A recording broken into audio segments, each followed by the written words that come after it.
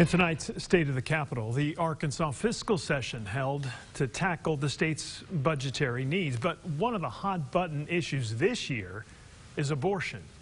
Our Katrin Asaph tracking a number of resolutions that focus on banning abortions here in the natural state. She's live at the Capitol now. So, Katrin, what's been done in just the first 2 days? A lot has been accomplished, right?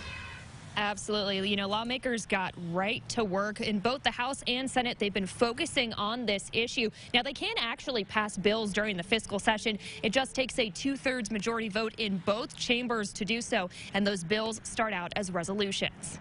Now, a number of resolutions in both the House and Senate are trying to pass a law based off the Texas heartbeat bill. Supporters say it would allow private citizens to enforce the law through lawsuits, which would then immediately stop abortions in the state, while our current legislation is being held up in court.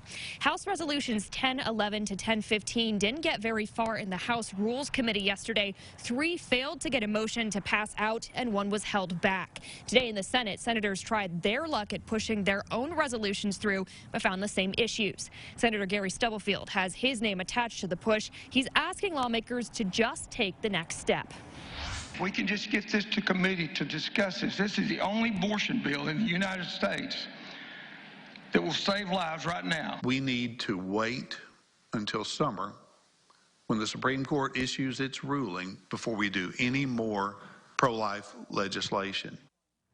Now you can see not everybody agrees. Both of Stubblefield's sponsored resolutions were failed to be adopted in a 16-12 vote. Senator Rapert asked his 2 to be put back on the calendar for a later date, and a 5th measure was also held back. The main argument against it comes from Jerry Cox of the Arkansas Family Council. He wants lawmakers to wait until the summer to see what happens with the Supreme Court ruling in case any new legislation would jeopardize the ones currently in place. Now, that does not mean the end of these abortion resolutions. The ones that were held back by Rapert and the ones that were pulled do have the option of being re-put back to lawmakers. So there is the possibility that this can be tackled by the end of the fiscal session. But again, in order for anything to be passed, it's going to take the majority of lawmakers in both chambers with their seal of approval. Reporting at the Capitol, Katrin Asaph. Back to you, Kevin.